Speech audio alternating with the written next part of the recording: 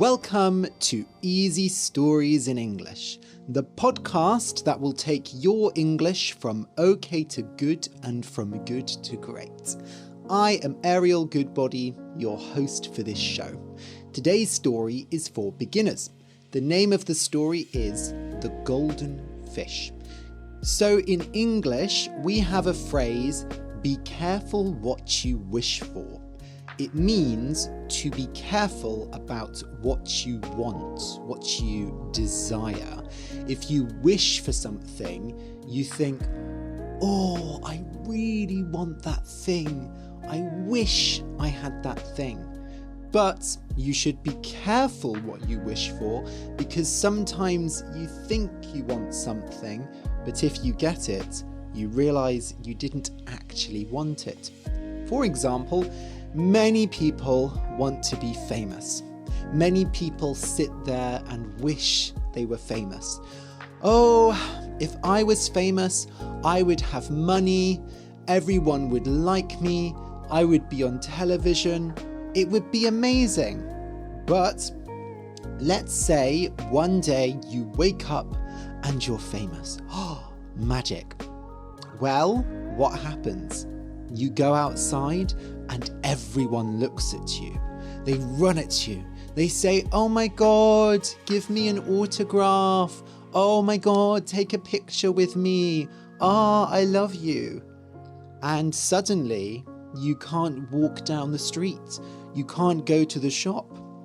Then maybe you go home and you read the news online and you find out that everyone is talking about you. And worse, they're telling lies. They're saying things that are not true. They're saying that you kissed this person or you're in love with that person. Suddenly, you don't have a private life.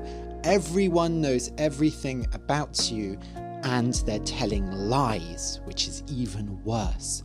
So at that point, you would probably realize that being famous is not so great. And that is why we say, be careful what you wish for, okay? So in this story, our main character doesn't actually wish for anything, but his family wishes for lots of things. And I think the phrase, be careful what you wish for, is very relevant in this instance. Okay, I'll just explain some words that are in this story. A fisherman, F-I-S-H-E-R-M-A-N, is someone who catches fish. Fishermen work in boats and they use nets to catch fish. Being a fisherman used to be very dangerous, but now fishermen use lots of machinery that makes catching fish easier. A hut, H-U-T, is a small building with just one room. Huts are very simple, so anyone can build one.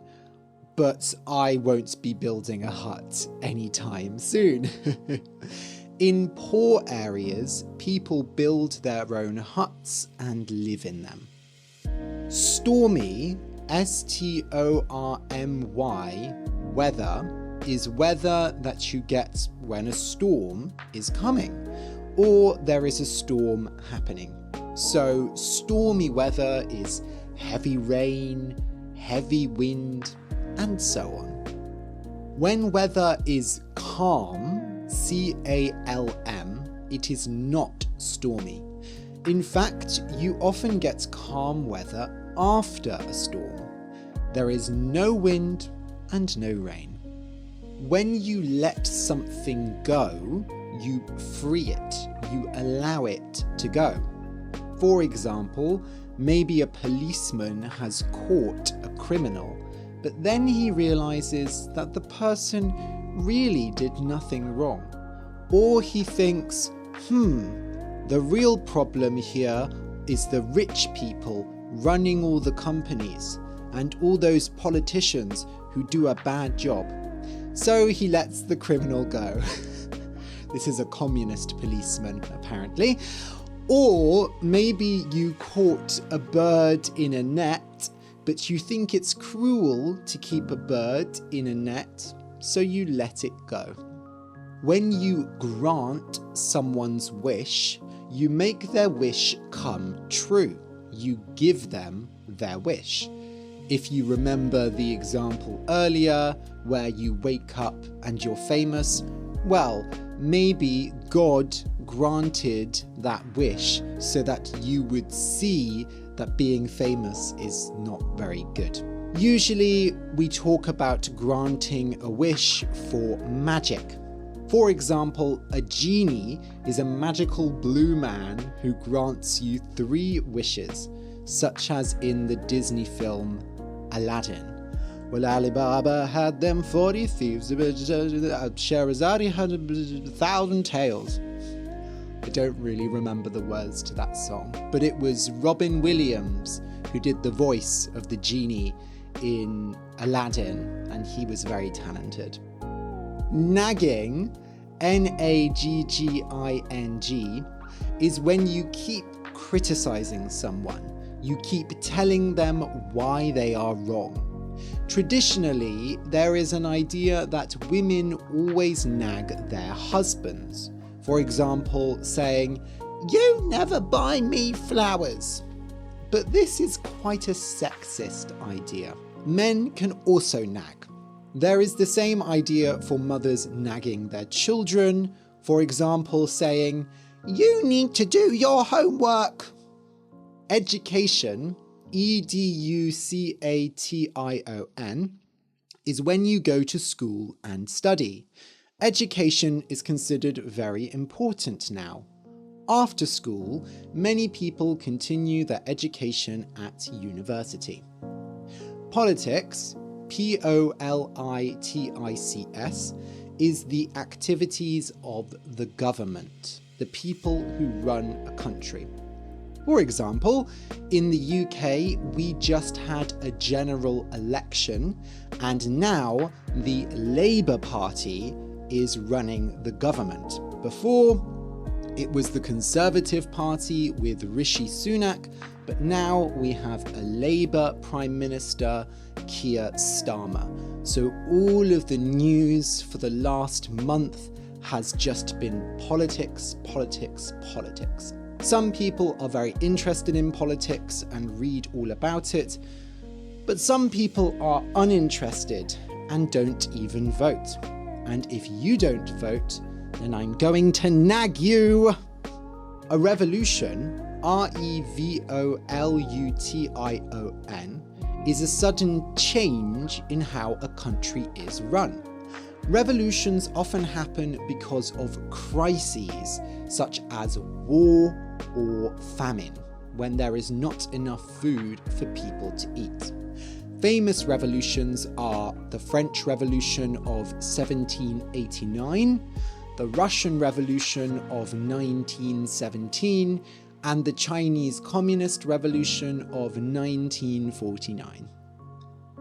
Okay, so listen and enjoy. The Golden Fish. Once there was a poor fisherman. The fisherman lived in a small hut by the sea with his wife, his son, and his daughter. Their hut was only made of wood, and they didn't have expensive food or furniture, but they lived happily. One day, when the weather was calm, the fisherman was fishing in the sea, and he caught a golden fish. The fisherman had never seen a golden fish before, and he thought, "Is it really all right to eat such a beautiful animal?" And then the fish talked. "Oh, fisherman," said the fish, "please do not kill me. If you let me go, I will grant you any wish." The fisherman was afraid. He had never liked magic, and he didn't want to start now. So he said, "That's quite all right. I have everything I need." And he threw the fish back into the sea. Now, When the fisherman got home and told the story to his wife, she nagged him for hours. "You might not like magic, but I do," she said. "It's not every day that you catch a golden fish that can grant wishes. I'm tired of living in this old hut. Tomorrow I want you to find that fish again and ask it for a nicer house. Yes, a big house with a garden and 5 bedrooms is what we need." "Yes, dear." The next day, the weather was not so calm. A strong wind blew. But the fisherman could still easily fish, and he did so for several hours until he caught the golden fish again. "Oh, it is you," said the golden fish. "Funny seeing you here. If you let me go again, I will grant you another wish." "My wife wishes for a nicer house," said the fisherman, "with a garden and 5 bedrooms." "Your wish is granted," said the fish. The fisherman let the fish go, and sure enough, when he came home, there was not a sad little hut, but a big house with a garden and 5 bedrooms. The fisherman's wife was happy, but that night at dinner, his son was the one who nagged him. "You always do what mother wants, but not what we want," said the son. "This house is nice, but what about my education? There are no schools around here. I want a teacher who will live here and teach me politics, so that I don't have to be a fisherman when I grow up." "Yes, son," said the fisherman sadly. The next day, the weather was not calm at all. Fat clouds sat in the sky, and after a few hours it rained. Just when the fisherman was worrying that it was going to get stormy, he caught the golden fish. "Oh, it's you again," said the golden fish. "I suppose you'd like me to grant another wish?" "I'm so sorry, Mr. Fish," said the fisherman. "But you see, my son wants an education. He'd like a teacher to live in our house and teach him politics." "Your wish is granted," said the fish. "Now please let me go." That evening, the fisherman returned to find another man in the house. It was a teacher who came from the capital city. In fact, he was quite a famous teacher. "I just couldn't live in that city anymore," he said. "I decided to come and live by the sea, but I wanted to keep working, so here I am." The teacher was so happy that he didn't even want to be paid, and the fisherman's son was very happy to receive a good education in politics. The fisherman lay down happily in bed that night, thinking that all his family's problems had been solved. That was until his daughter came in to nag him. "Dad," she said, "why do Mum and Brother get their wishes granted, but I don't? You never asked what I wanted."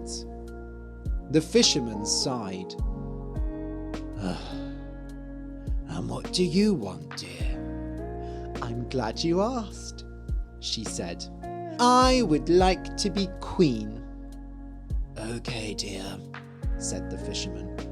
The fisherman thought that this wish was too much. Surely the fish's magic wouldn't be able to do it. When he went to fish the next day, it was very stormy and it was hard to see or hear. It was going to be very difficult to catch fish in such stormy weather. But the fisherman did his best, and after many hours of fishing, he finally caught the golden fish. "More wishes," said the fish. "I am so sorry," said the fisherman, "but this will be my last wish." He had to shout to be heard through the stormy weather. "My daughter wishes to become queen." "Your wish is granted," said the fish, "but she may find that being queen is not so great." The fisherman wasn't sure what the fish meant, but he let it go and went home. In the house, everything was very quiet.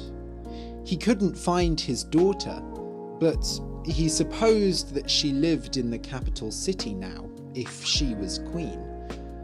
But then he found his wife crying alone in the kitchen. "What happened?" said the fisherman. "Oh, don't you know anything?" nagged his wife. "There was a revolution.